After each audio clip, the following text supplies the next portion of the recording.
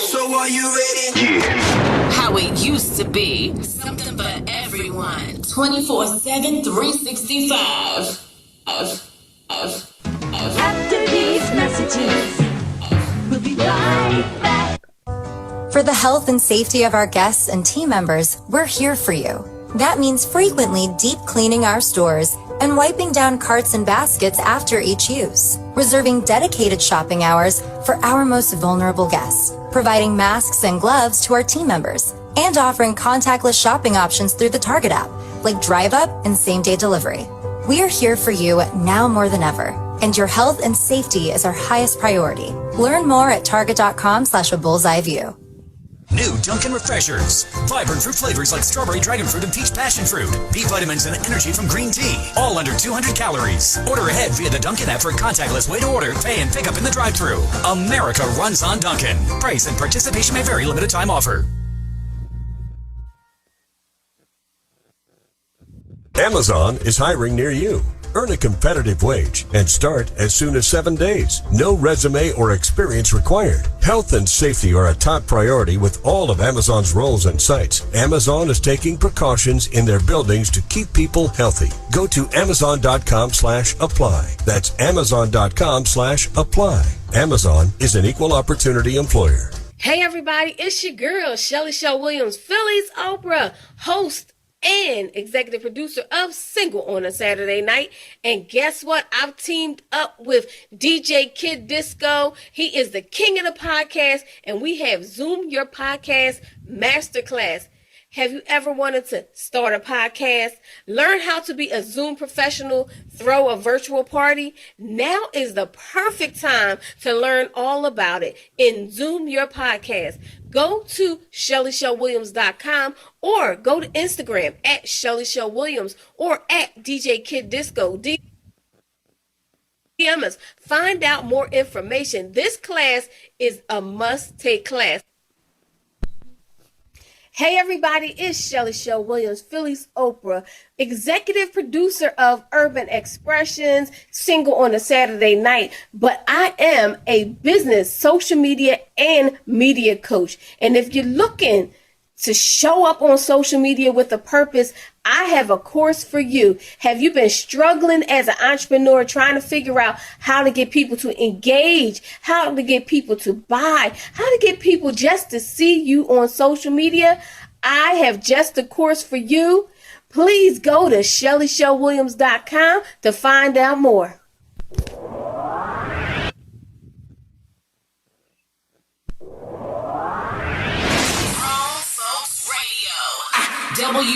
WGFB-FM Radio. So are you ready? Yeah. How it used to be. Something for everyone. 24/7, 365. Yo, what's good? This is Tracy Lee, and you already know I gets down with the get down, man. Grown Folks Radio all day. Hi, everybody. This is Cinda Williams, and I am the co-host of the Melanated Morning Show and the host of the PPC Radio Show. And you are listening to Grown Folks Radio. PPC,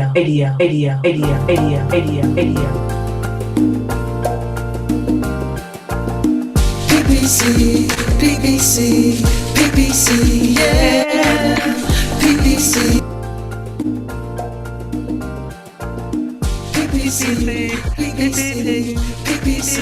yeah. PPC, yeah. Join me so we can work together. Conversation, get that heat. Let them know what they're missing. Share with your best friend. Tell them come hear this, yeah. Don't you dare miss your blessings. Powerful lessons, true confessions, yeah. PPC, yeah. A power tool for you. PPC, yeah. A power tool for you and me, you and me, you and me, you and me, you and me, you and me, you and me, you and me. All right, welcome to the PPC Radio Show pre-recording for tomorrow. It's always looking different when we do it at night. It's so pitch black in here. How you doing? How you doing, Shelly? I am good. I can't complain. How are you? I am beautiful. I am beautiful. Getting I ready. am. I I am am. awesome. I am amazing. I am. I am ready.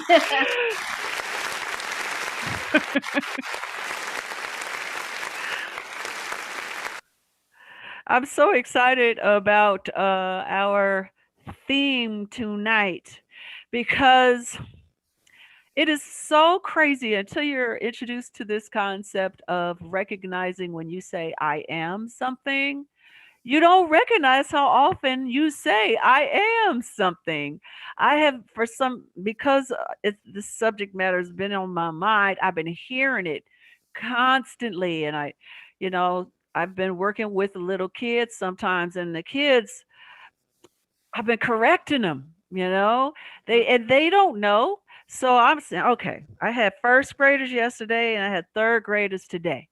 I'm saying every time somebody says I am something and it's negative, I correct them. Let's find a better way to say that. Let's find a better way. So I'm very excited about the subject matter because it's extremely powerful. It is powerful. I mean, hey, you said speak life. You can't speak negative things to yourself and not speak life to everybody else. So yeah, speaking life is what we need to do. It changes the whole trajectory of your life, your time, if you just speak life to yourself. But sometimes we don't. Hmm. Hmm. Yeah, I mean, but you know the what though when you recognize how powerful it is and you find yourself down in the dumps or having negative self-talk, you can catch yourself. And what I call it is cancel. When I say something negative, like I'm saying over and over again, I'm so tired. I am so tired. If I think about that and I hear myself, then I can say, okay, cancel, cancel. Hmm. I have worked hard today and I'm looking forward to sleep. Just changing the way you say those words uh, changes your state, changes the way you feel. It's not any longer a victim comment. It is a comment based on fact, not on emotion. And so there's less sting in that, right? Yeah. But we'll talk more about that. Before we introduce our guests, I do want to mention, since we are in real time, a lot of people, I've been hearing them talk about, I am so tired of hearing about President Trump. We started the impeachment trial today, and I was like, okay, how can I reframe that? I will be happy when we are finished talking about this situation, but I'm glad that we are mentioning it because, at least in tone, we have to hold people accountable. Um, so if you're one of those people that's turning off the TV because you're tired of all of this, I understand, but it's important that we follow through. What do you think about that, Shelley? I would be happy. I'm going to be happy. I am happy that the process is going on. I am happy that people are recognizing that he should not be there. I am happy that we are going into a new season with a new African American woman in office. So I'm happy. So Mhm. whatever it is, I am happy. All right. DJ Kid Disco said it's his job to talk about him. We could do that tomorrow, but You we go gonna talk about it tonight, right? Because today is the first day of the impeachment trial, so I had to say something. ahead. Hmm. But who brought this I am concept back into the light for me is a friend of mine. I met her quite some time ago, back when she had twin babies. They were 3 or 4 years old, and my daughter was in middle school. So this was quite some time ago. I met her through a mutual friend. Her name is Thea Kamara, and she is this lovely, beautiful woman. When she walked in the room, I was like, wow, did Vogue just walk in, or did she is absolutely beautiful. She's an actress, a model, producer, writer, screenplay writer, and she is so cool. She is the co-owner of the I Am collection. She put it on a brand, babe. And she is also the co-owner of G Rose Productions with Glenn Murray, which is they are a production company. So I am happy to introduce Keisha Rose. Right, Keisha. she is coming, yes. Yeah.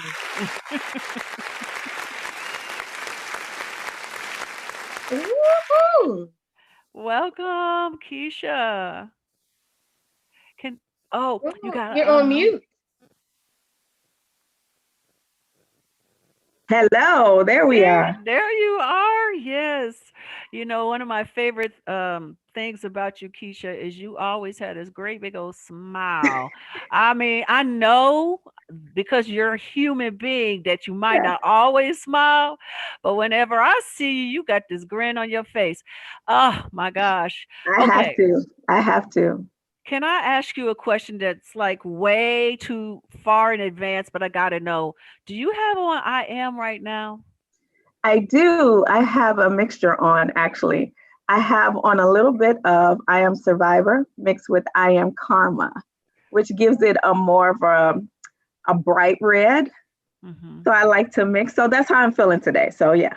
So Wonderful. So for those of you that are listening in on the radio, she has a lip gloss line that is the bomb.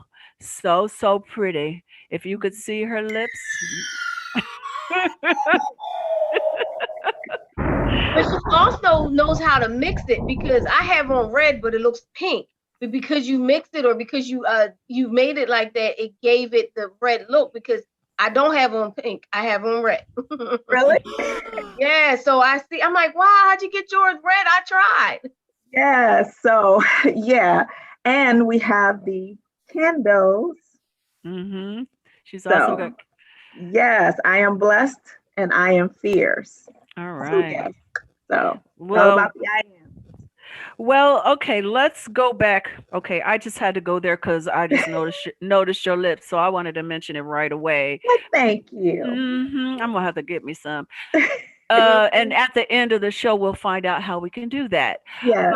But okay, Keisha, tell us about yourself. For those that listen to the podcast, they already kind of been introduced to you, but that's such a short and sweet little introduction. Give us the lowdown on who you are. Woo. Okay. Just a little girl from the West Side with this biggest and boldest dream ever and decided to execute them. That's it. That's all.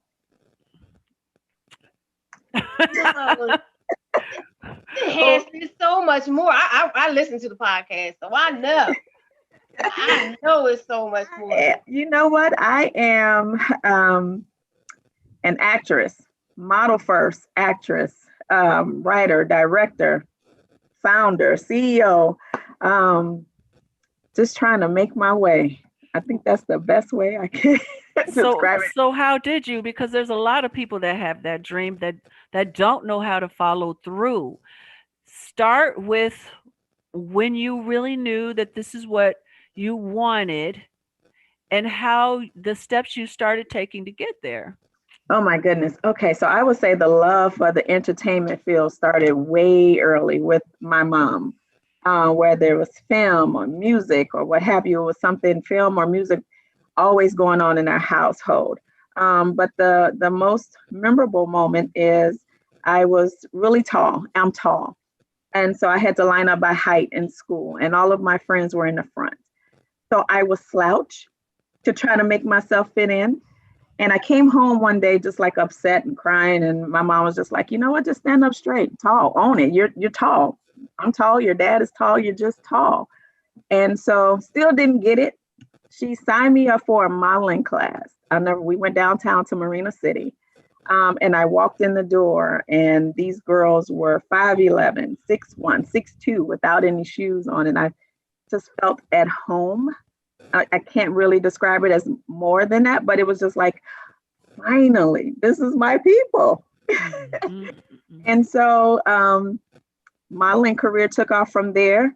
A producer saw me from there and added me onto the TV shows, and that led to audition for the acting shows. And it just all, like, when I tell you my steps were ordered, if that makes sense. And I know people probably like, yeah, whatever, but I really do feel like my steps were ordered because everything for me opened up and just came to me.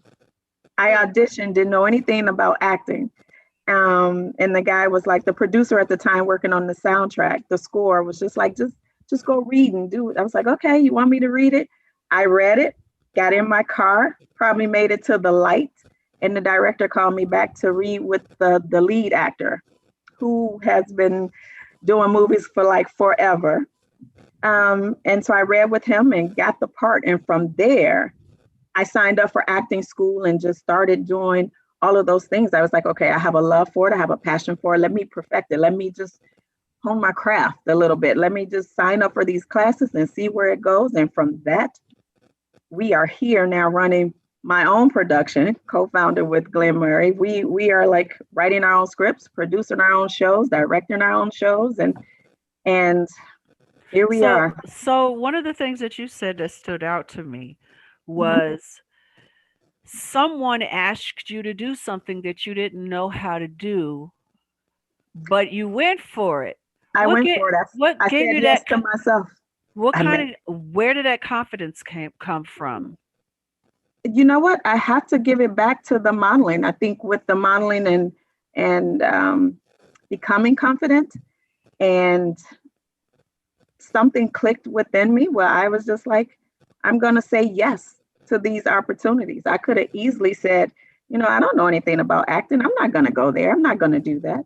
And here we are. And I, got the lead across from the other lead. And it was just like all the other actresses were there and I got it. And from there, the confidence grew more like, okay, I can do this. I can do this. Signed up for classes. I walked into class the first day, Ted Sarantos, and he was like, I have a picture of you. My first day in class, he had the article of the actual movie premiere on his wall because one of the other actors was also a student that I didn't know. So here I'm walking into this brand new class and he already like recognized me just from an article that the Sun-Times or the Defender had done on me. So, once again, I just feel like those steps are ordered and you owe it to yourself to say yes and see what happens with those. And if you are able to fall in love with it, you have to study your craft on it and you have to perfect it. So when you went to modeling school, I didn't want to go too far past. When you went to modeling school and then you went back to school, you're a child, you go back to school. Did you walk in as if I don't need to slouch anymore? How did you walk back in there? No, because I didn't tell anyone. I don't know if it was another part of that. I don't know what that was. Like I never shared. It's so funny because my friends would tell you like, we didn't even know. Like these were my weekend classes that my mom would take me to. And by Monday, I'll just go back to school and be like, okay. I think when they finally found out I had shows to do. And then we got contacted by Jet Magazine or something, but that fell through. But after that, people started noticing that I was doing something. But as far as me going back, like, I'm in modeling school. I'm going to stand up straight in this. I still wanted to fit in with my friends. So I would be this confident kid on the weekend going to Marina City or doing my shows at night and go back to school and go right back to this because I'm trying to fit in with them. And once I decided that I don't need to fit in with that anymore, then it became, but that didn't come until late high school, leaving high school after that. That's sooner than a lot of kids. I know some, for me, shoot, I was almost 30. Before I got comfortable in my skin and actually, if I'm gonna really be real, it might be 36. It was after after I got some therapy, because even though I was acting in movies and doing all this stuff, and all these people assumed or that I was this one thing, who I really was this person on the inside, this little girl who'd been abused and thought she was ugly, and it took therapy for me to find my voice. I did this movie once. I think I've mentioned it maybe on a different show. I did this movie once that for some reason I understand why it's playing a lot now. It's playing a lot now. I don't like talking about it because they did me dirty. It was a hard movie for me. It was really, I almost quit the business from this film, the way they treated me. But one of their biggest issues was the way I talked. And they said, you sound like a little girl when you speak. You don't speak like a woman. And I was playing an FBI agent. They're like, yeah, you're supposed to be strong. You're supposed to have a deep voice, and you don't. You sound so young and weak. And I wasn't that self-aware yet, and I didn't know what my voice sounded like. I mean, I was a singer, and if you could sing a song, I could belt so loud I could fill an arena, maybe. I have a big. It takes time to find that voice. It really does. It takes time.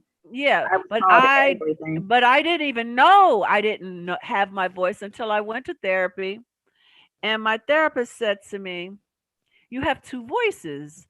I said, what? What are you talking about? She said, well, when you are comfortable and you are just talking to me and you're not thinking about it, your voice is one way. It's strong. It's firm. You have knowing. But when I ask you a question and there's an authority about that question, you become like a child. You become soft and you become weak, and that's not who you are. Wow. And I didn't notice it until after this conversation with her. So I went back and I started listening to my movies. And I was like, oh my gosh. In those earlier films, Mo Better included, I had this very light sound that I didn't even know I had. And it was mainly because in those movies, I was going through hard times when I did those films. I wasn't elevated. I wasn't made to feel confident or strong. So I reacted to them because they were my authority, and I felt young. But my point is, even though you didn't learn to express yourself as a woman until you were later in high school, that's still very early. It's still, though, you still kind of feel like you didn't have your voice still. And I think now, and maybe it took now, a different level of confidence kicked in where I think I finally have found my voice now and realized that my voice and my passion is more behind the camera now. And I think the reason, now that you brought it up, I think the reason that I didn't mention it in school, because I was string bean, or you're so skinny, and you're all of those things. So it's in the back of your mind, you're like, well, one day I'm going to show you. And then now it's like, yeah, it's me, it's string bean. How you doing? And it doesn't bother me anymore. So it's crazy that, when I listened to the podcast, I was thinking, how in the world can someone who's tall, because I'm very short, we're outside looking in, you're thinking you got it all. When I look at someone who's tall and thin, I'm thinking you got it all. And I'm on my side, I'm short, and I'm plus size. So I'm thinking, how could you possibly feel any type of way? Because I'm like, you're beautiful, you're amazing. You feel so awkward. My mom used to, like, on Sundays with the Sunday school or something like that, or Easter, try to give me the little bitty pumps. And I would cry because I felt like that's going to make me taller. Why would you do that to me? So that all played. And then once I started modeling, I can outrun you now in my heels, and I would trip and fall in my flats. Oh my goodness. I'm I would trip over my own feet when I'm wearing flat sandals or my Converse, but you let me put on a pair of heels and it's just once again, it's another level of confidence because, it's show up or show out now. So I'm more comfortable now in my heels. You know what though? I have to say this. When I lived in LA, when my daughter was born, one of the main reasons why I moved back to the Midwest was because so many people focused on her external beauty. They were constantly telling her how pretty she was, how pretty her eyes were, how lovely her hair was, how this, that, and the other. And she started at a very young age. I mean, she was before five, worried about the way she looked. One That's time right. she came home telling me, Mommy, I'm fat. I'm fat. She was 4 talking about fat. And by the way, she was perfectly proportioned. She never had like baby fat. She was just perfectly proportioned.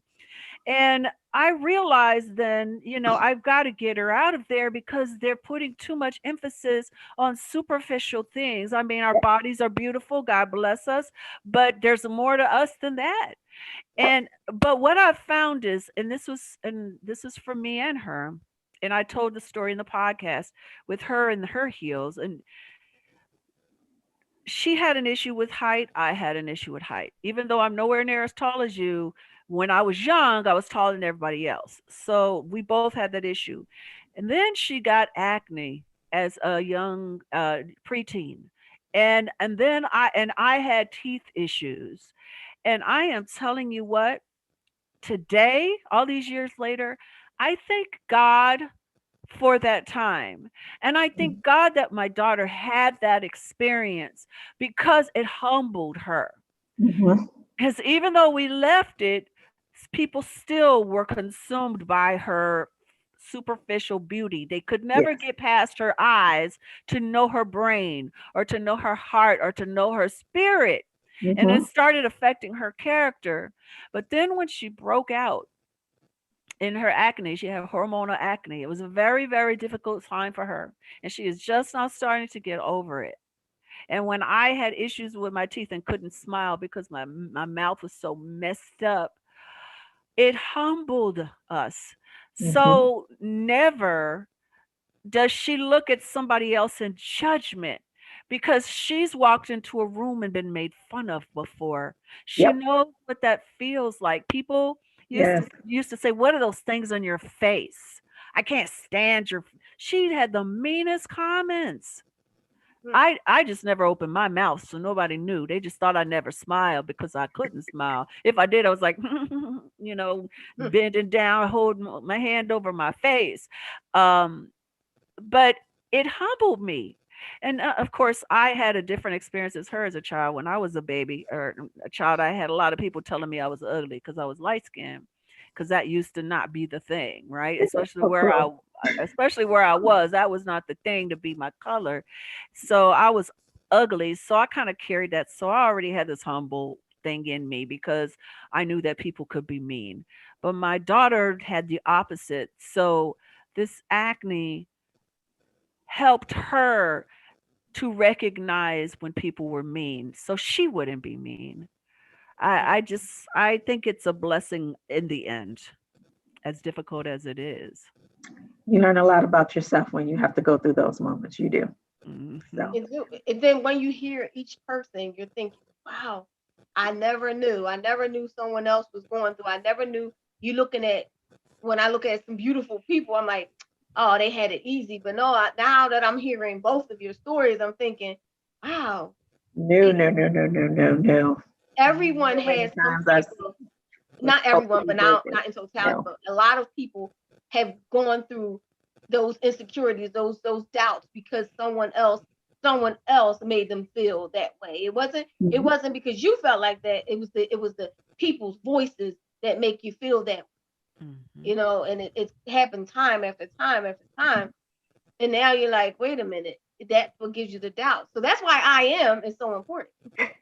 And on that note, DJ Kid Disco, maybe we can get to some commercial breaks so we can come back and dive into that subject matter of I am.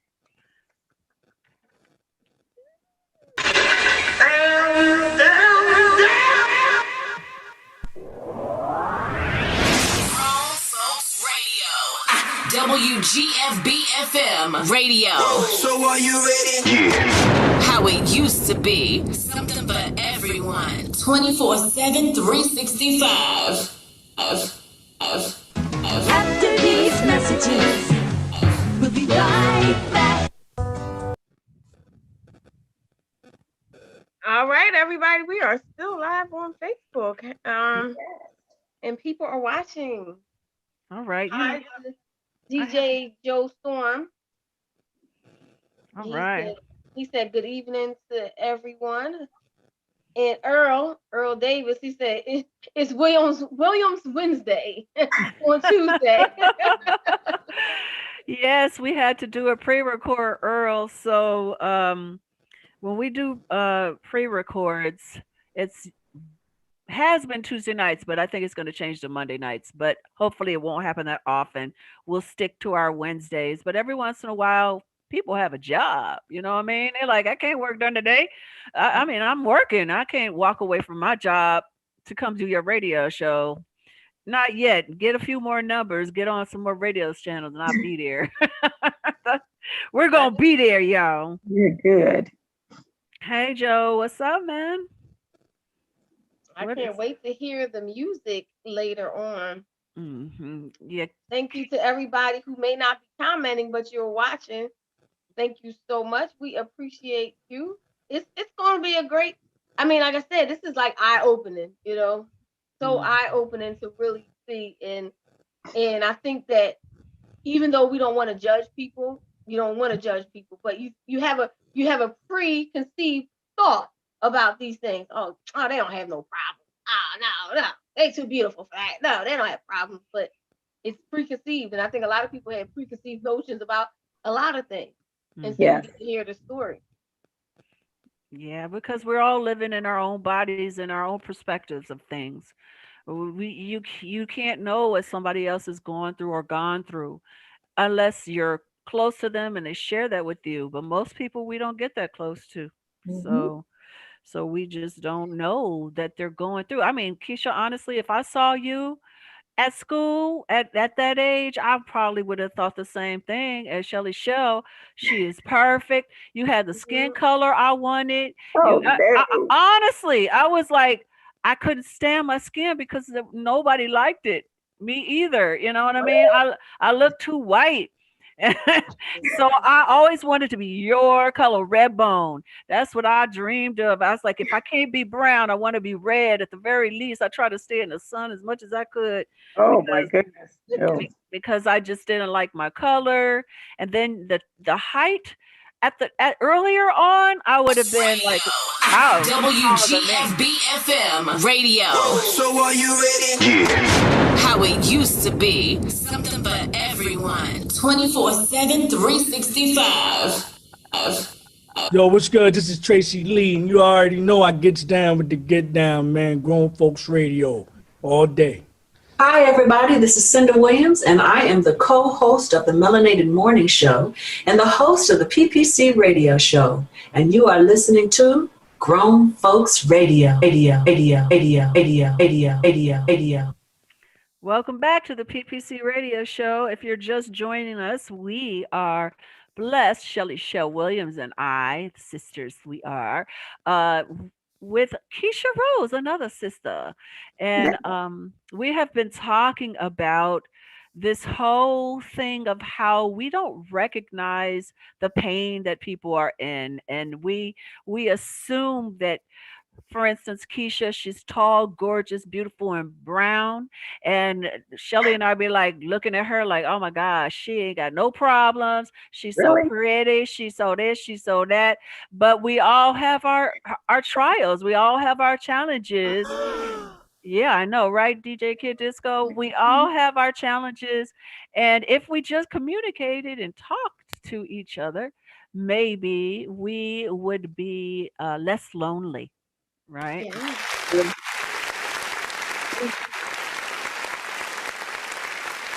Especially ladies. Girls, we the worst at it. You know what I mean? I'm so happy to have women, the women that I do in my life, because I love women. I love men, but I love women. I love to talk to them. but I have had a very difficult time nailing down some female friends. You know what I'm saying? You're not the They, only one. You're not the hmm only one. hmm So I don't know. I mean, I don't know. I have a lot of female friends.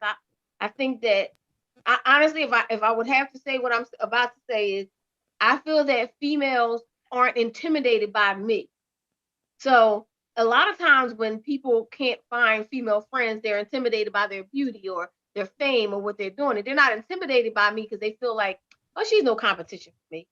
And I've always noticed that all my life. Like, yeah, she's no competition. She can't take my man. She ain't good enough. She not pretty. I really have believed that. And I think that's mm. why I've always attracted women like, oh, I love her. Because they don't feel, I think women feel intimidated. Some, especially by people who are beautiful, like the two of you. You know what I mean? People get intimidated. I don't Can know. I think the first impressions, people think that I'm stuck up a little bit. And then once they get to know me, they're like, oh, you're cool. So I'm blessed to have still my childhood friends, maybe. Some of them have lasted over 20 years. We have 20 years or more friendships. So, and the ones that I'm meeting now, I have some that I can consider my girls or what have you. But I was brought up an only child. So for me, I'm more comfortable by myself, if that makes sense. Like too many people, I like you, I love you, but I'm most comfortable by myself. Like I have to just go away and regroup or mentally get prepared to go hang out with a crowd. And in my mind, I have like, okay, that's a good 4 or 5 hours. I can do that. And I'm back home, back on the couch by myself, and I'm okay. By so yourself. Wow. That's deep. I mean, I don't people think that because we go out all the time in the entertainment business Mhm. that you like being out. Man, I like being home too. I'm with you. I love being home. Being out with entertainment is work. We're working. Whereas other people see you partying, other people see you, you're just out. But you're actually networking, you're working, you're promoting. You're doing all these different things in the entertainment field. It's not a 9 to 5. It is at night at dinners. It is at night at parties. It is at gatherings. So You're always on. what we Like do, we're on. you're always on. yeah, I think I'm fortunate because I I'm very comfortable alone. I'm Very cool. very comfortable in small groups. And I can hang with a crowd.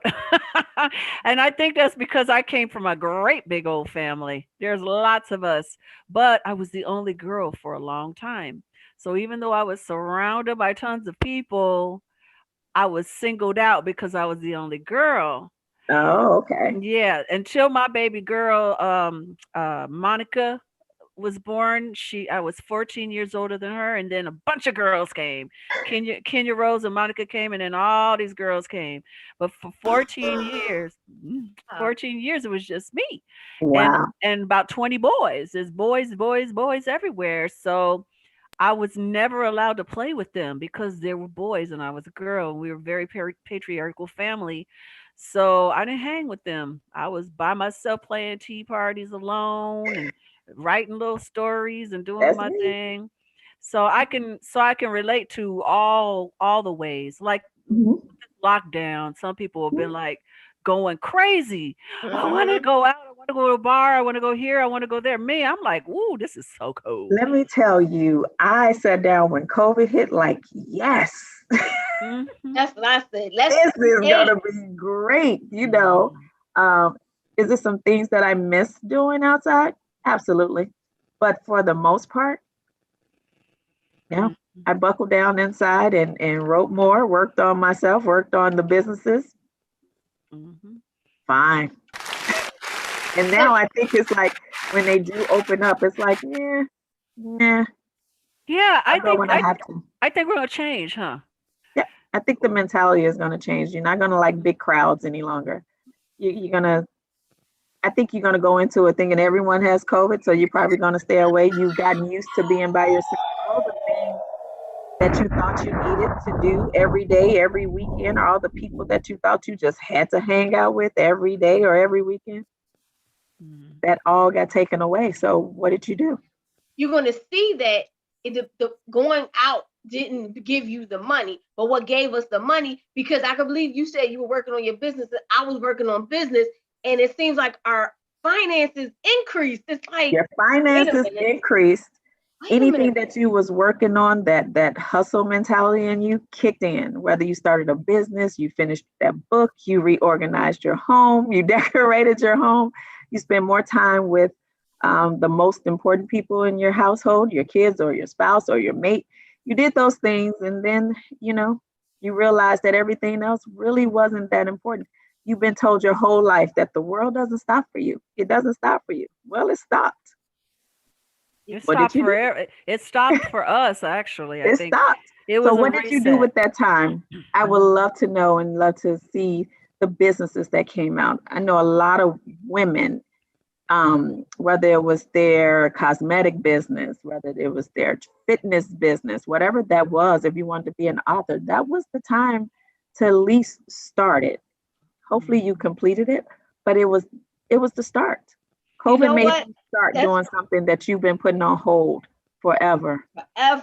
Forever. That's funny you said started. It's like I started some things, and the hardest part now is that some of it's not finished. Now it's just so much pressure of everything else. I was like, you have to finish. You have to finish. You have to finish. Mm-hmm. But the life is, people are out, and it's like they're trying to get you out the house. DJ Kid Zisco said this station is the result of COVID.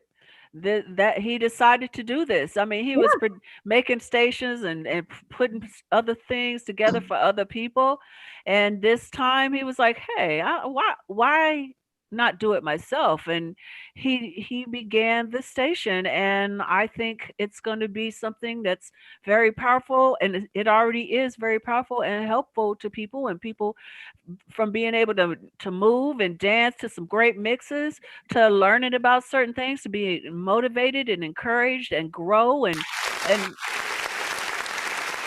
I think it's a blessing. A lot of beautiful things were bloomed and grown out of COVID. So let's see.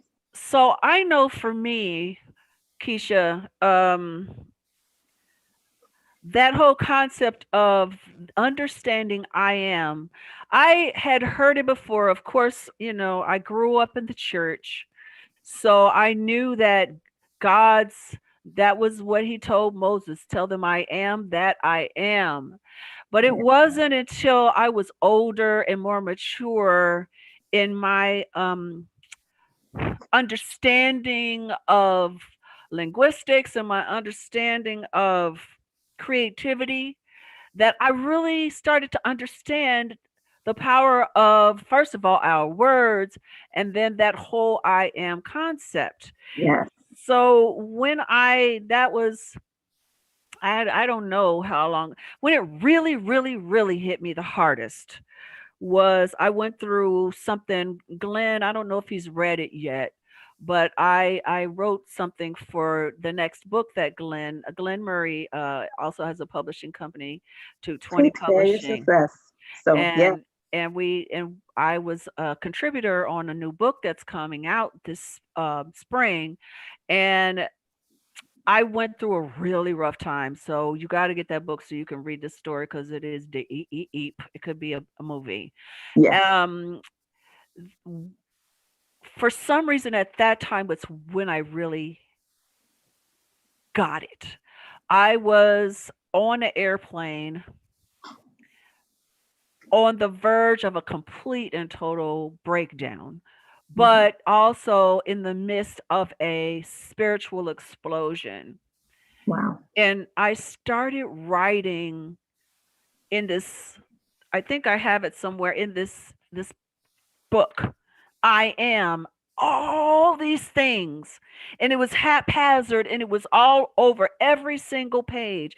I am, because at the time I was getting all this brilliant information when I went through this, because I was very honestly almost dead. I was very sick. I had not eaten, slept, or drank anything for a long time, over a month. Enough to keep me alive, but I was very thin. I was sick. And so, but if you are a person that fasts, you know what happens after 3 days of fasting. You just open up. There's clarity. So imagine uh 60 days of this. So the clarity was unreal. And all of a sudden, that concept of I am meant more to me at that point, and I truly grasped its meaning, that I wrote for pages and pages and pages and pages and pages and pages, I am, and all these things. Tell us about how you came to really grasp that I am concept. Oh my goodness, that would be a whole nother show. I've been through so much. It's so many things that could have just really took me out. But you have to decide that it won't get the best of you. And I think early on, I knew the I am, but I think it really didn't come to me until probably 2011, 12, or somewhere in there. I just got to a breaking point. Everything had started happening. Like my job closed suddenly. I started having panic attacks. I mean, like everything was affecting my body, my spirit, everything. I was down the street from Victory, Smoky Northwest Church. I lived right down the street. I just started going inside there on Wednesday nights and then on Sunday. And I joined Victory. Somewhere down in there, I got a Post-it note. And I think I told you this on the podcast. I got a big stack of Post-it notes from Walgreens, and I grabbed a purple marker. See, purple is my favorite color. Everything is purple. And one day I just started writing on the Post-it notes. I am strong. I am beautiful. I am smart. I am worthy. I am deserving. Whatever those are. Before I knew it, my whole entire mirror to my bedroom set was full with I am. So now every morning, plastered, I am this, I am that, which then takes me right into the bathroom. And so to this day, my bathroom time, my shower time is my I am moment for myself. It's prayer time, and I go through my I ams, whatever that I am for me, whatever I'm feeling that day. Today was I am resilient for today. Tomorrow, I can wake up and be like, I am bold. I am strong. I'm smart. Whatever that is for me. It depends on what I was meditating with in the morning. So that started happening. Then I started writing it. And then Glenn Murray, again, we're going to give him a shout out. I sent him a list of all these things I wanted to accomplish. I just sent him this list. He's like, what do you want to do? I wrote it down. I sent him a list. I think the last of it, or close to the last, was I am cosmetics. Okay, so how are you going to start it? So you got to thank God for those people that come along and just hold you accountable for those things. Like, you wrote it down, you told me you wanted to do it. What's the next step? And the birth of all of that, the I am cosmetic lip gloss line came with the names. I only had a few names. I had I am fierce, I am beautiful, I am karma, I am royalty, and I am survivor. That went from I am honest, I am victorious, I am joy. All of these things came of all the different colors and the names of the I am, which led into the candles. So I try to live with that I am, not only in my business, but personally. It is really, really rooted in me with my I am. Every time I go speak, when I leave, everybody's up on their feet saying their I am. I won awards. And the speech is like, yeah, thank you. I thank this person. I thank that. Now let me get y'all to these I ams.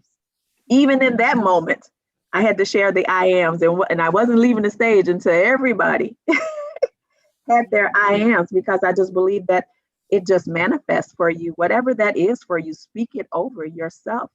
I am deserving. I am honest. I am just a warrior. I am just whatever that is for you. Get up every day and get in a routine of just starting to speak those things. Write it on a Post-it. Write it in your journal. We're at home all day now. Write it. Look at it. Put it on your vision board.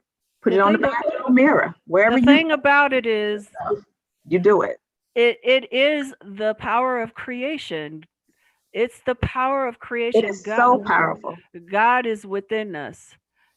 Yes. He is I am. He is I am. So when you're Therefore I am. saying I am, you are claiming what God has given you.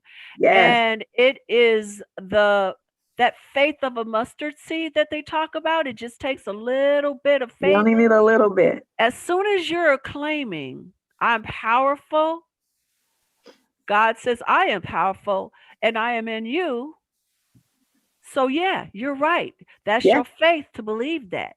that is your faith. The thing that I think that people have to also understand is just as well as you could say I am powerful, you can also say I am stupid.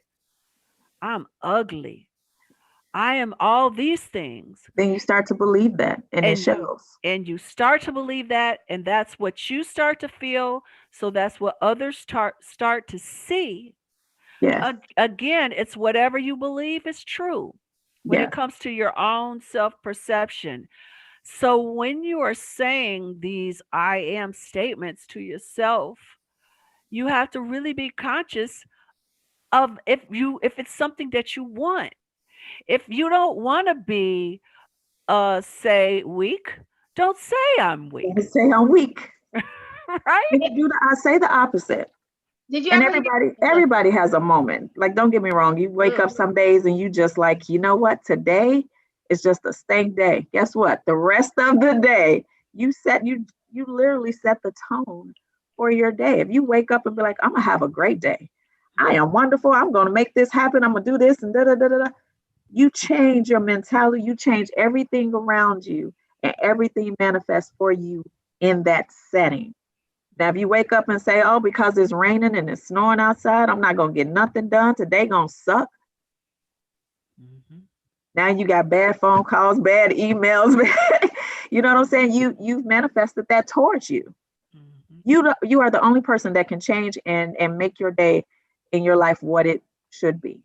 Mm-hmm. So, yeah, I have a moment, but as quick as I have that moment, I remind myself of who I am and whose I am. So you have to get in the habit of taking care of you first, because what you do, if you lack that confidence or you're lacking something, the minute you walk out the door, predators, they feel that and zoom right in. Like, oh, she's weak. She's this, she's that. I can go and tell her this. She gonna do this. She gonna do that.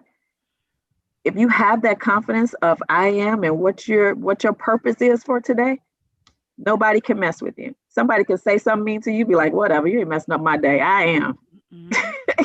And it really, truly, you just really have that mindset. You will not let anything or anyone bother you when you have your mindset and you're on a purpose for that day.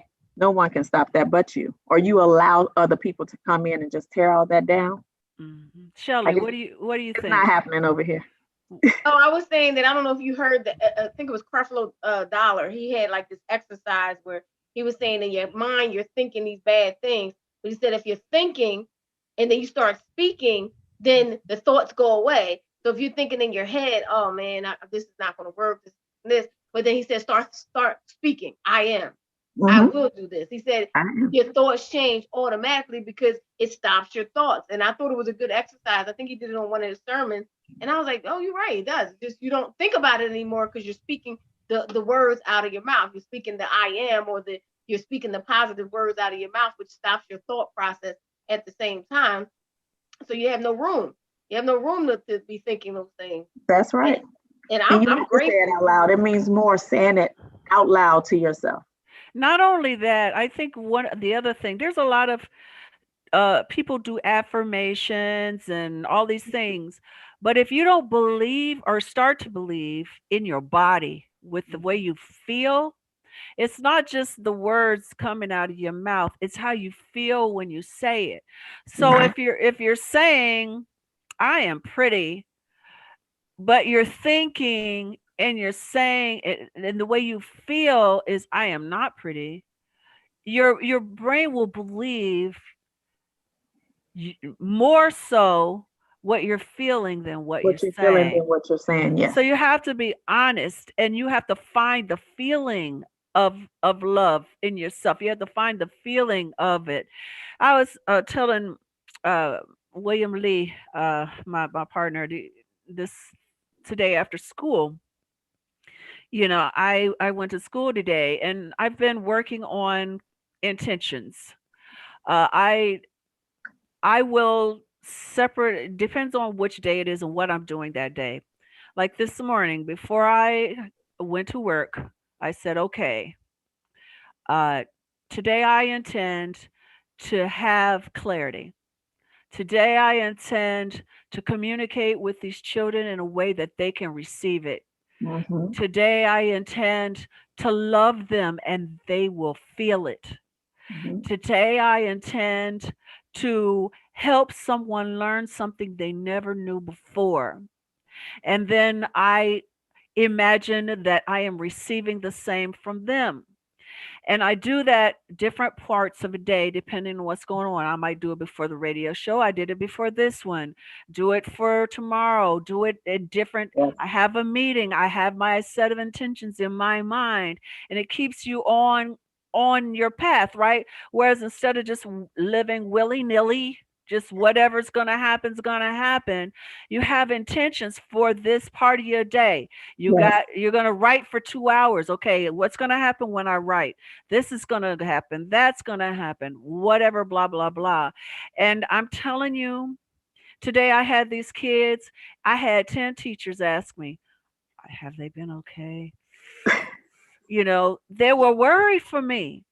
I had not a single solitary problem with with these kids. They loved me and I loved them back. They learned. We learned together. I literally was learning things. I read them some poetry, and there was information that I'd never heard before. That Wow. it was a wonderfully beautiful experience, to the point they were like, "Can we take your name and number so you can come back?" And I was like, "I'm not sure how much time I have." But my point is, when you say your I ams and you create your intentions, you open up a world of beauty for yourself, You do. or the opposite. And we got like 3 more minutes before we take a break. So I'm going to let you talk, because when we come back after the break, we're going to have our guest professional. I am very excited. I'm going to introduce him now. That way we don't have to do it after. He can come in during the break. We have with us Pastor Andre Mitchell, who is a pastor from Deliverance Temple in Muncie, Indiana. I love his church. Okay. He is one of the best preacher teachers I've ever heard, and I am so excited that he's going to join us, and I am sure he's going to have plenty to say about this.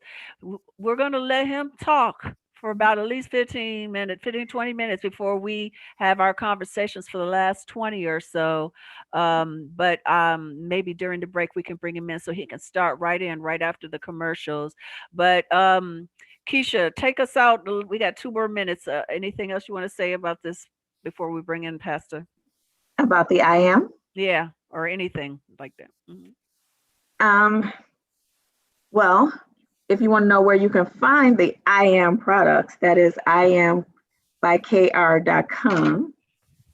So we have our I am lip glosses and we have our I am candles.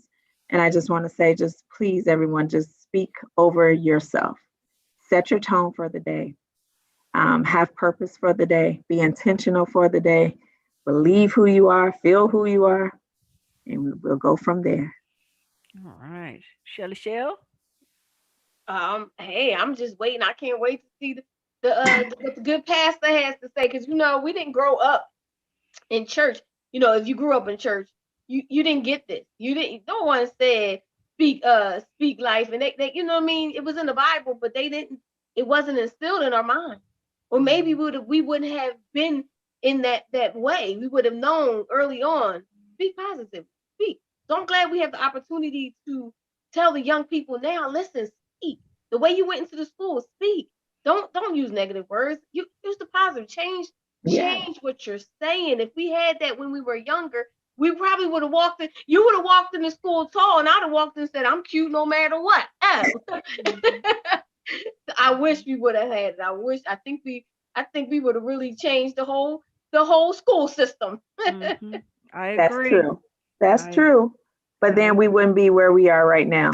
Had anything would have been, if it would have been different, I don't think that I would be sitting here talking to you guys today. This is true. We have our past for a reason. And on that note, let's go to break. KJ.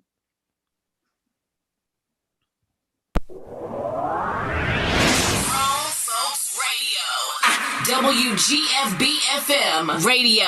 So are you ready? Yeah. How it used to be. Something for everyone. 24/7, 365. After these messages, we'll be right back. Yeah. We are still live over on Facebook. Thank you everyone for watching. I see you over there. Here, good stuff. Good stuff. Thank you. Thank you, Mike. Yeah, Earl, he's out. He says this is his favorite station, DJ Kid Disco. Yes. I know he likes to hear that.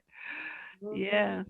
So, seriously, Keisha, you're gonna have to send me the link or whatever, however I buy some of that bomb lips. I got you. I'm sure I'll see you soon. So I got you. I have a package for you. Okay. I haven't said anything out loud about our prospects because I'm like, until we have, maybe I'll mention it later. Yeah. Keisha and Glenn, Shelly, I'm working with them. They're producing Pink Panty Confessions, the television series. Really? Oh my goodness! Yeah. We have never said that out loud now. So now you get to say it. You're speaking and it's happening. Exactly. Once again, that manifestation.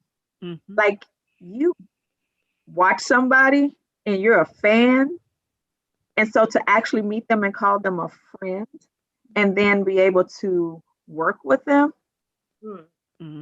Cinda. You just don't know. You don't know. So I am so grateful. Glenn and I are so grateful.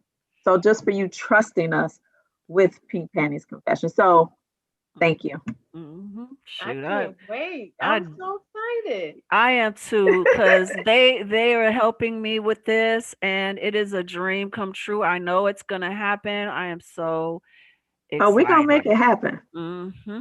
Mm-hmm. I'm very excited, and I actually liked the change to bring the violence, and then even though it's a today thing, it works. It really works. I think I liked that, bringing that into the switching it up a little bit, like they suggested.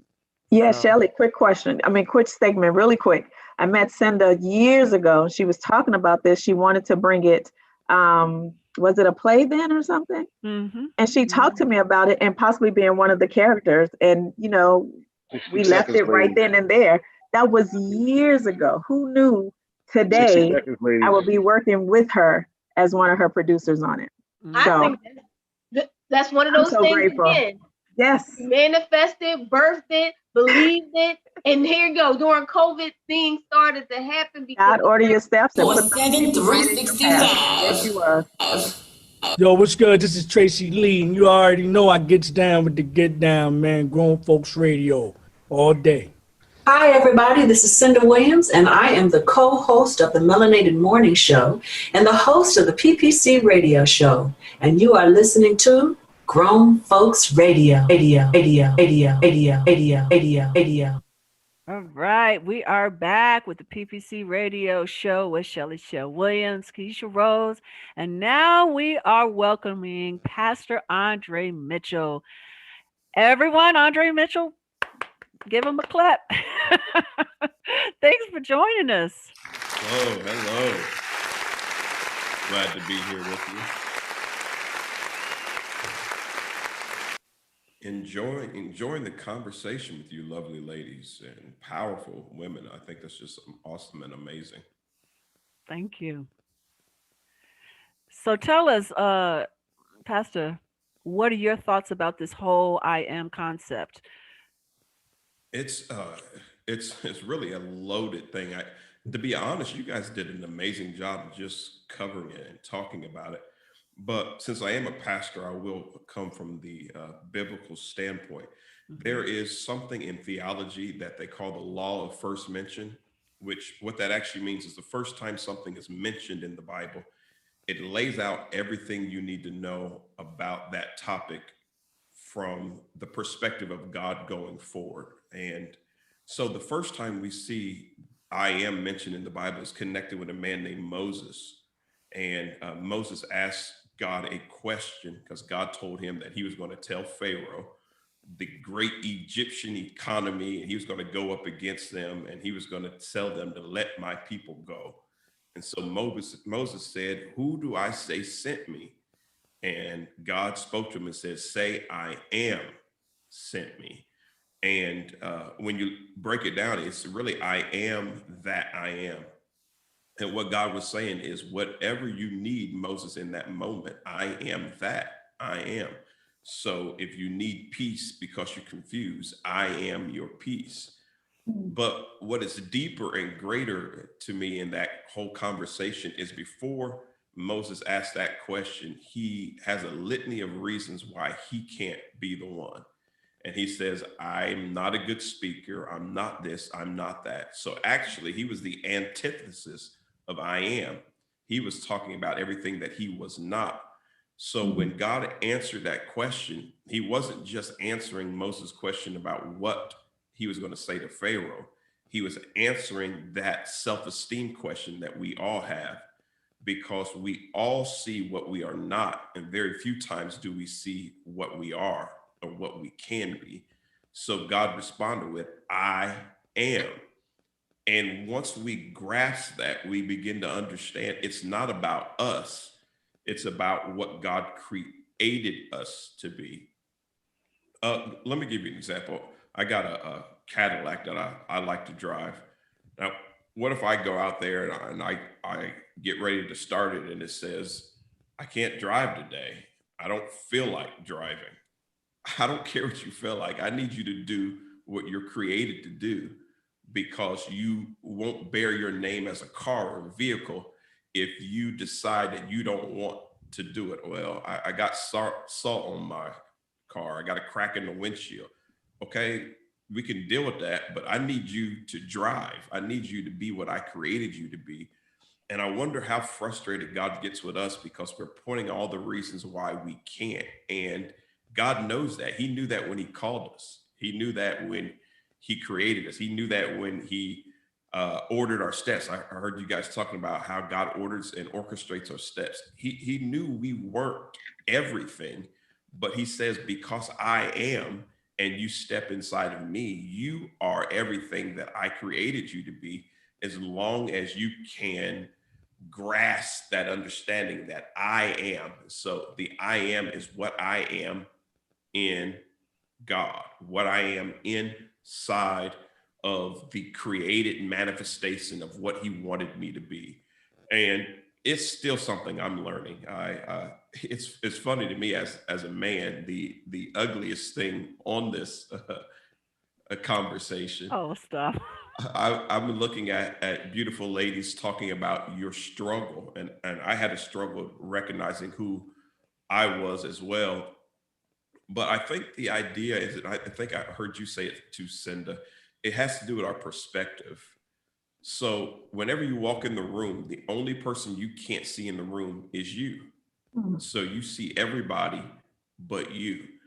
And we often compare what we see to what we can't see, which is unfair, because while I can see everybody, I can't see myself. So sometimes I'm assuming that I'm less than what I see.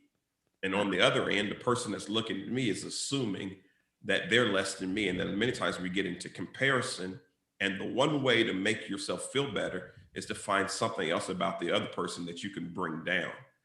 But what if we leave that perspective and we have the perspective that no matter who I encounter, no matter how beautiful, talented, awesome they are, I am something as well. I bring something to the table that they don't bring to the table. They bring something to the table that I don't bring to the table, but we all can work together. So I can be okay to say I am, because it doesn't detract from who you are. You are you, I am me. And with the I am backing us all up, what kind of world could we be if we would embrace that? So, I mean, this topic is super, super loaded and tremendous when you think about it. And I grabbed something. I screenshot this years ago, and I just held on to it. And every now and then I go back to it, and this is the perfect conversation to go back to. So I'm just going to read these things. These are just I am, simple I ams that you can recite to yourself. So think about how empowering this is. I am blessed. I am prosperous. I am talented. I am created. This is one I really, really like. I am forgiven. We get stuck on that one because we've all made some mistakes and we've all done some silly, stupid things, but we don't have to live there because the I am is a forgiving God. And so I am forgiven. He's such a forgiving God that he sent his son to die for us just in case we weren't going to get it right, which he knew we wouldn't. So I am forgiven. I am redeemed. I am free. Check out this loaded one. I am valuable. You know, oftentimes we look at what we've gone through and we think it devalues us, but often it's the thing that actually gives us value. What we've gone through. You aren't you without what you've gone through, the ups and the downs, the highs and the lows, including things you don't like about yourself. I've never liked my ears, and now I got these earphones on, so I don't even have to worry about that right now. But I don't have to worry about that. Actually, just because I don't like it doesn't mean it doesn't devalue me. I'm still valuable. Let me stop for a second and just give a perfect example about that part. And then I don't have a whole lot to say because I think you guys covered so much, but I'm going to read a few more. But on that, I am valuable. It's a story that I love to tell that I think puts everything in perspective, especially when you think about who you are and you manifesting the I am. There were two identical vases that were going to be sold at this art auction, and they were going to be sold as a pair. Identical, beautiful vases. They had flowers painted on the outside of them. They were porcelain and they had this glossy look. Problem is, one of the vases fell and cracked, and they had to put it back together, and they tried to glue it back together. They were able to piece it back together, but it was no longer as good looking as the other vase. And they decided that they were not going to sell them as a pair. They were going to sell them separate. So they put the beautiful, unbroken vase, they put it out front, and the marred, put together vase, they put it in the back because they figured no one would really want it. Well, someone came around and dropped a candle inside the messed up vase and dropped a candle inside the perfect vase. And now the messed up, broken vase, every place where it was put back together and glued back together, the light began to shine through every one of those cracks. So now the broken vase becomes the most beautiful vase because the light was shining through it. The perfect vase, no light could be seen. No one even knew it had a candle in it. And the point of that story is we are all broken in some place. But when we have the I am inside of us, those broken pieces, they are still valuable because the light shines through. And just to be honest, no one wants perfect people. No one can identify with perfect people. We identify with people who are broken. And even when you're broken, you can still make this statement, I am valuable. I am anointed. I am equipped. I am beautiful. How about broken, but still beautiful? I am attractive. I'm always attracting something into my life. And so, like you guys were saying, what I want to attract is all up to me. So I am attractive. No matter what standards of beauty are out there, I am attractive because I'm always drawing something into my space. I am amazing. I am fearfully and wonderfully made, which is a Bible scripture. I am fearfully and wonderfully made. I'm a child of the Most High God. I have seeds of greatness inside of me. I am great. I will become all God's created me to be. I am victorious in Jesus' name. All right, amen. Amen. Uh-huh. So those are just amazing, aren't they? They are. I want a copy of that, please. I know. I need that. I really needed every one of those I am. I'll make sure to text it out. Those are amazing. And sometimes I just go That back was to beautiful. So, Pastor, can you answer a question for me? Because I have read,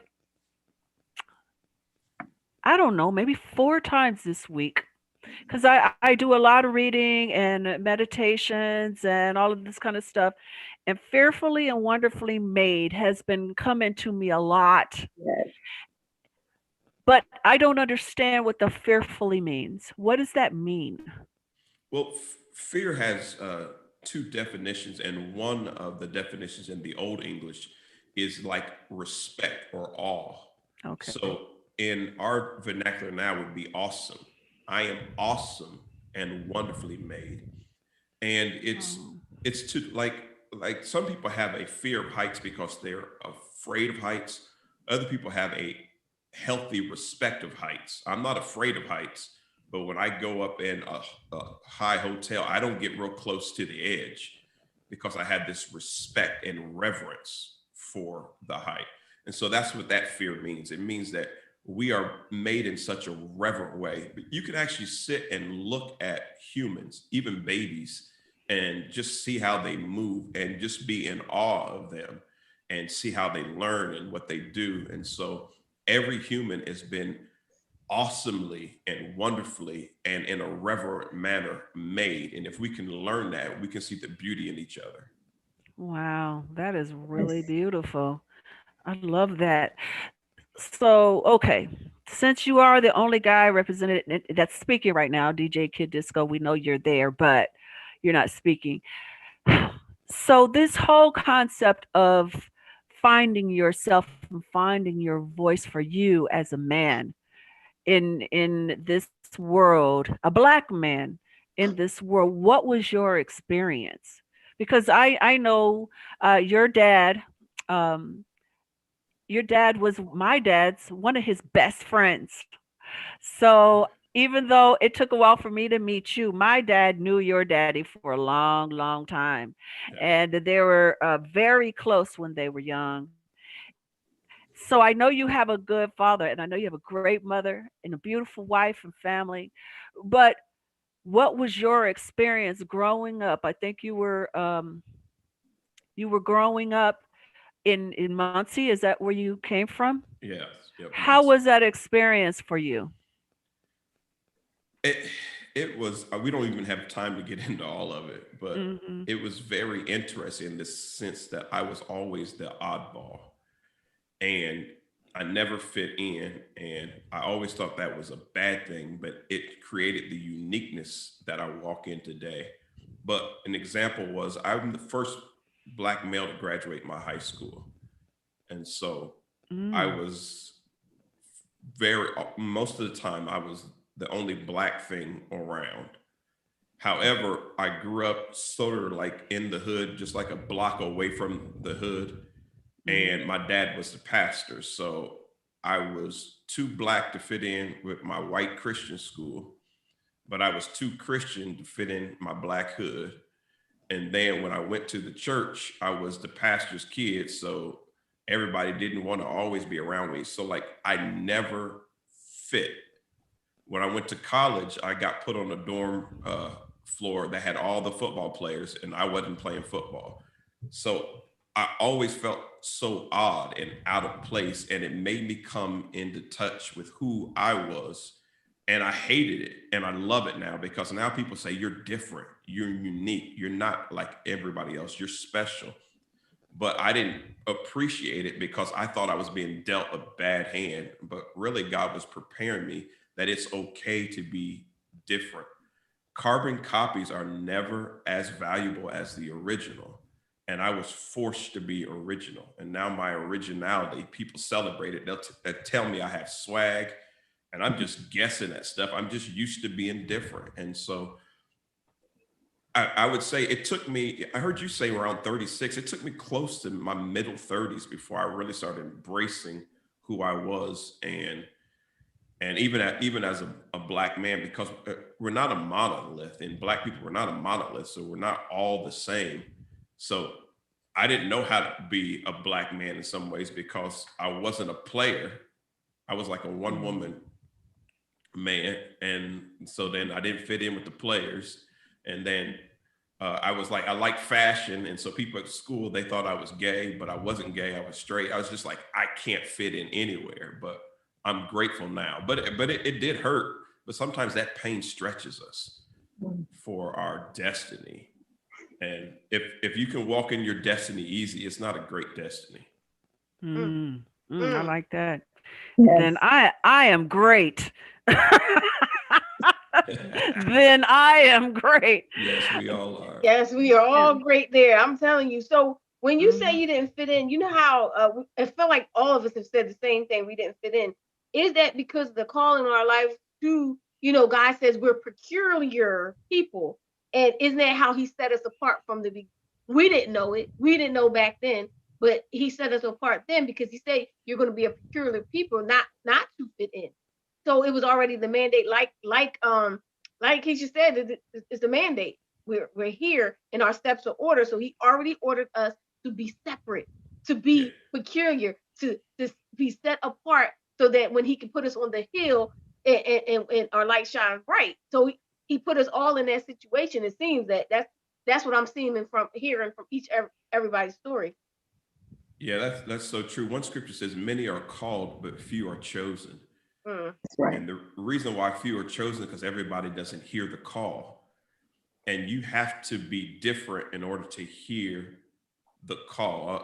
An example of that is if I go to a playground, I have my kids there could be 100 kids playing. If my child cries, I know my child's cry because I'm attuned to who they are. And when I yell and say, hey, it's time to go, they know my voice. So when everybody else is fitting in, it's because they can't hear what we hear.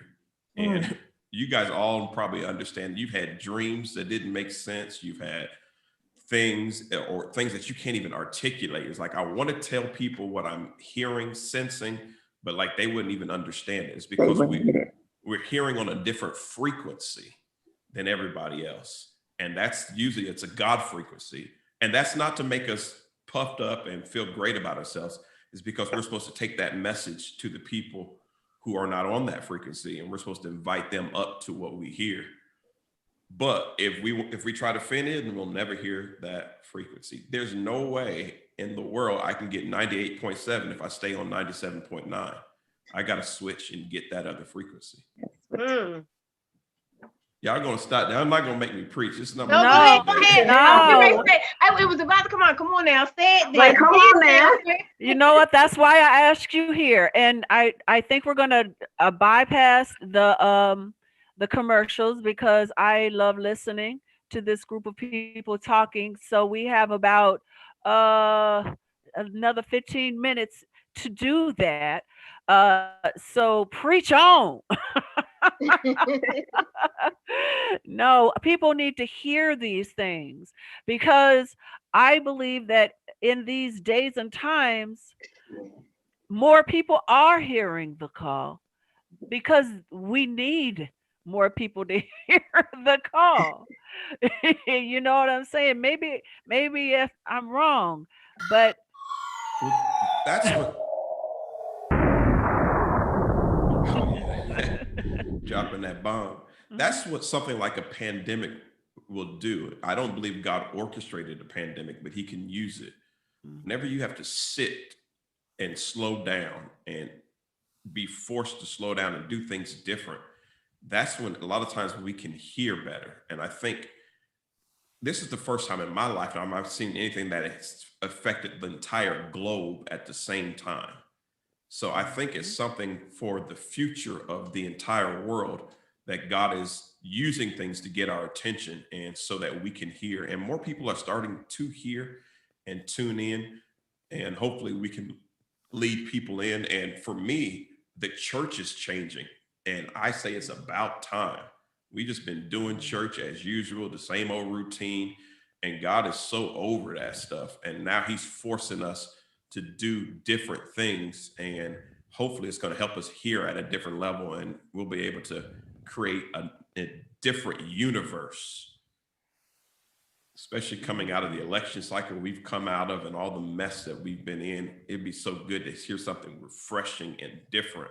Yeah. Things that build us up instead of tear us down. Right. Yeah. So, Pastor, speaking of those things that we just went through, okay, and what's God's will and what God causes to happen, because he can use it all, is it, please help me understand. So is it he gives us our will, but then he takes whatever it is and brings it back to his light? Or how does that work? What do you think about that? Yeah, and I'm still studying and learning, so I'm saying things from my opinion and perspective, and someone else may have a different perspective, but I do believe we all have free will, and God uses our choices, and if we allow it, he can mold things. He can make something out of nothing, out of our bad choices. And I think from the beginning of time with Adam and Eve, God has been using and making the best out of bad choices. And it's our job to sometimes sit back and say, okay, for my next decision, even though I have free will, I'm going to ask for your will first. Jesus made a statement. He said, nevertheless, not my will, but your will be done. I've done it my way long enough, so let me try it your way. Like, I went to school trying to get away from Muncie and get away from the church. And the last thing I was going to do is be a preacher like my dad, a pastor like my dad. And I ended up being all of that. And it's because I had to submit my free will to God's will. And I just kind of figured something out. He actually knows what he's doing. And so it's better to yield to that. Now, when we see all kinds of negative things happen, we sometimes wonder, okay, why did God allow that? But I think sometimes he's looking at us asking the same question. Why did you allow that? Because I gave you free will. And back to our topic about the I am, why do you always focus on the negative? And we might be saying, God, why do you allow negative to always come in my life? And God is saying, Andre, why do you allow negative to always come in your life?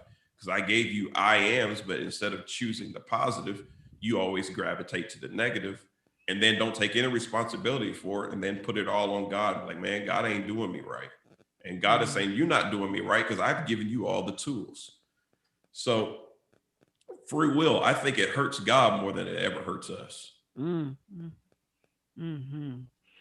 There's this quote I've read, and I don't know where I read it, but it stays with me, and it's always a part of my prayers.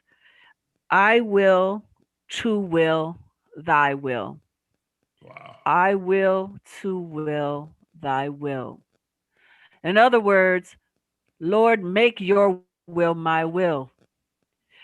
Help me know what your will is. So whatever my will is, it's your will. And that stays with me. It comes to me all the time, and it helps me through. And sometimes, when I'm faced with a decision or a choice, I ask God, is this fear that I'm feeling that's making me hesitant? Or is this your spirit talking to me that's making me hesitant? Or alternately, is this joy I feel because of my body's desire or needs? Or is this your joy ringing through me? And then I always go back to I will to will thy will. And just like I am is powerful in the words, I also believe if you truly and with feeling pray that prayer, that it helps me with my decisions. What do you think? I don't know.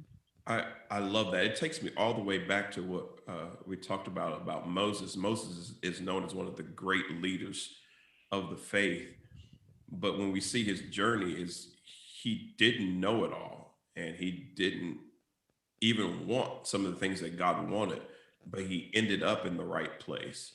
So I think it's so beautiful for us to be able to be honest and say, okay, sometimes I don't want what you want. Sometimes I want something totally opposite, but I'm willing to say your way is right, and I'm willing to keep coming back to the drawing board until you get out of me what you want out of me. So I'm willing. And so that's why I'm willing to change my words and start saying things like, I am blessed, I am prosperous, instead of choosing my own words. It's because I'm honest that if I'm left to my own devices, the old saints in my church used to say, I'm like a ship without a sail. Like I'll be lost if I'm left to my own devices. And sometimes people look at me like a pastor, like I get it all right. Like, pastor is a title. Like every day I've got to walk. You know, let's see, in next month I'll be married 21 years. Wow. Congratulations on that one. Whoa. Woo-wee. That's beautiful, but that doesn't mean it can't all fall off the rails tomorrow. Well, you put the work in. I mean, you're putting the work in, and just like with anything, just as a pastor, you got to put that work in, because 21 years is a lot of work, right? Yeah, it is. And there's a lot of I ams. There's a lot of I am in love. I am a good husband. I am a good husband. You know, get up and say that every day. Yeah. You have to, because there's days you wake up and you know, sometimes I want to get in my car and just drive and never come back. But that's just a thought that I can't let stay. And then, no, got to get that out. I got kids that need me. I got a church that needs me. I have a wife that needs me. And I volunteer pastor, so I have to work. I got to go and work. And sometimes I want to complain and be like, God, why can't I be one of them pastors that got it all made? But I got to get all that out of my head and say, God, I will to do your will. It is an honor for me to work and pastor. It's an honor for me to love my wife. It's an honor for me to be a good father. It's an honor. So I will to do your will. I want to do it your way. And when I get it wrong, I'm not going to lie about it. I'm going to be like, God, help me. I want to do it right. And staying in that space has helped me so much. And when I look back over my life, I look a whole lot better than what I really am. I'm like, God, you make me look a whole lot better, because I could have messed this all up a long time ago. But I will to do your will. I want to do it right. In my heart, I want to do it right. And so I am what God says I am. Have you ever struggled? Have you ever struggled to Cinda said something about decision. And I know with decisions, you don't know whether you're making the right decision. And sometimes I might say, well, no good thing will you withhold. But I'm always struggling, like, is that God? I'm asking every day. This is really an everyday question. Is it God? Come on, tell me, please, please, please. And I'm still waiting to hear. I still haven't heard. So do you ever have those struggles? And what do you do when you're struggling? Because I'm like, I'm still, God, please tell me. You're not telling me. I don't hear you. What do I do? Well, the scripture says we walk by faith, not by sight. So first of all, we're trying to love and serve a God we can't see. So much of it is about faith. So if everything is laid out for us, it's not faith. And one scripture says, whatever is not of faith is sin. So sometimes that uncertainty is a sign that you're on the right path, but you're like, God, just tell me, just tell me.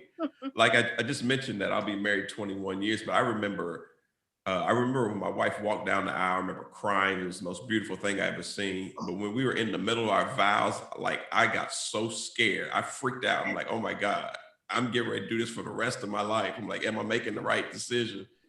And so you have those moments of, yes, this is right. And now I'm scared to death. That's all mixed in there, but it's a part of that journey. And I think it would be boring if we knew we want to know everything, but it would be boring if we just knew everything. What's the fun in that journey?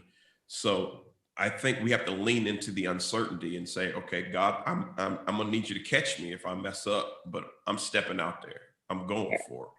I'm pushing, and or grab me if I get out there too far. Help me. You know, that keeps us dependent on God. And if we ever get to the place where we can't, that we're not dependent or we don't need it, and we can hear everything, we got it all right, that's when we're getting ready to mess up. Well, I'm going to be listening. I'm telling you, but maybe I got to just walk out on faith, because I'm sitting there like, God, I'll ask you every day for the same answer. And I've been asking you since COVID started. Yeah, and I've got a lot of those that I'm still asking. Sometimes every Sunday, I'm like, am I really supposed to preach this? Because I don't know. And then I get up there, people are like, oh my God, you were talking right to me. I'm like, if you knew how scared I was before I got up. So it's just a journey, and you just sometimes have to step out there. And they always say the teacher doesn't talk during the test. So sometimes maybe you're just in a test. I like that. Yeah, that's a good one. He said, that's a good one. He said, look, you know them tests, right? Those tests. I know them tests. It's serious. It's serious. So Earl asked Pastor Mitchell, do you speak in other churches outside of Indiana, i.e. New Jersey?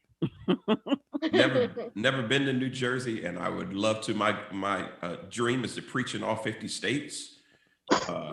I think I've done 20, so I got like 30 more to go. So if they invite me, I will come. I would love to. Okay, you heard that, Earl. So get in touch with me if you wanna. I can connect y'all. Dave asked, do you have reverb on your mic, Pastor?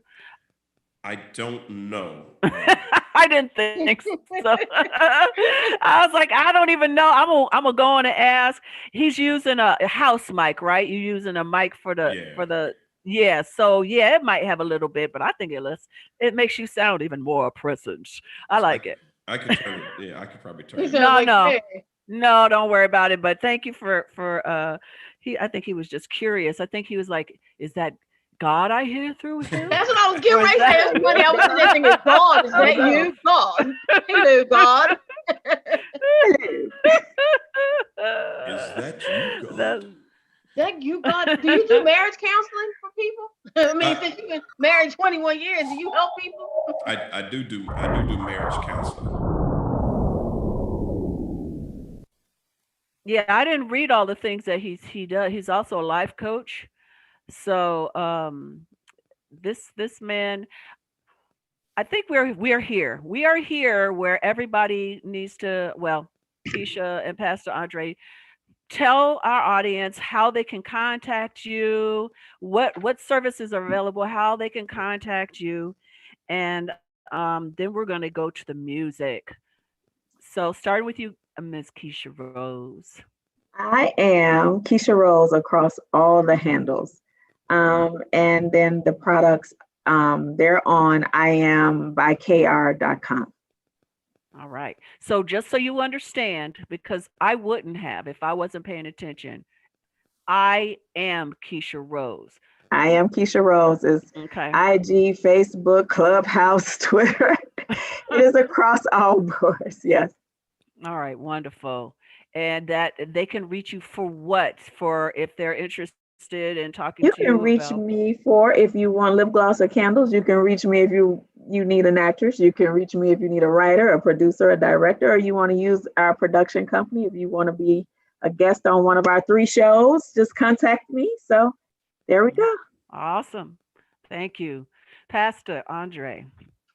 All my handles have the same name. It's Rev Andre M. So REV as in Victor, Andre M. Rev Andre M. But you could also go to andremitchell.com, and that'll get you to my website and my YouTube page and all that stuff. So my Pastor Deliverance Temple in Muncie. But if you go to andremitchell.com, that'll get you to Deliverance Temple. And as well, if you go to Rev Andre M on Clubhouse, Twitter, Snapchat, TikTok. I try to be on all. I'm not good at all of them, but I try to be on all that stuff. You're better than me. I can't do it. I haven't done it all. I can't do Snapchat. I just can't. I know that I often I'm really getting my church on. You know, before COVID, I would listen in to one or two pastors. Now, because my time is more mine, especially when I'm walking, when I'm doing my dishes, when I'm cleaning the house, I got a different pastor in my ear, and I'm always listening to you, Pastor Andre Mitchell. I'm always listening to you. And you guys, that's why I wanted him to come on the show. And hopefully he will join us again very soon. I have to make a decision about who to ask to be our professional guest when we have a very controversial conversation in a couple of weeks. I'm still praying about that one. But uh, listen to him. He's very, very much anointed, and I think God uses you every time you speak. And thank you so much, Wow. Thank you. Shelly. Shelly, you got anything else you want to share about anything coming up? Coming up, we have Motivation Monday on Monday, which is at 7:30 p.m.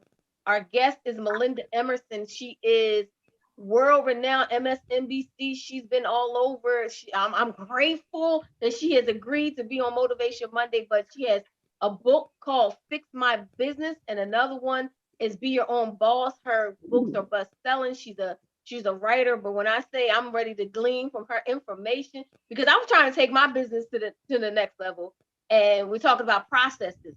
You know, so often we're here and we do business, but we don't have a process and how to do our process. How do you handle this to make it easier? So I can't wait to hear what she has to say. But that's Monday, 7:30 p.m. And of course, always single on a Saturday night, every fourth Saturday, right here on the Grown Folks Radio. That's at 2:00 p.m. And it's my 9-year anniversary of being single. So no, single on a Saturday night is 9 years. I just keep thinking 9 years, but it means 9 years I haven't got married. But anyway. But you do it well. Speak it.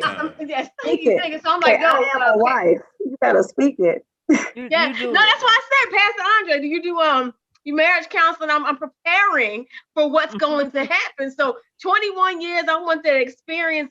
I want that life spoken into whatever marriage I'm about to have, because it's coming. I know it's coming. Yeah. Right. All right. All right. I am a wife, even though I am a wife. I am a wife.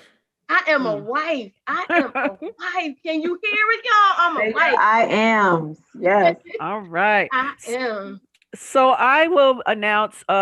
So tomorrow, from 10 to 12 Eastern time, and the next day I am joining DJ Kid Disco and the Melanated Morning Show. Yay! We always talking fun, and this week it's going to be a lot of politics. So join us if you're on live. Yes.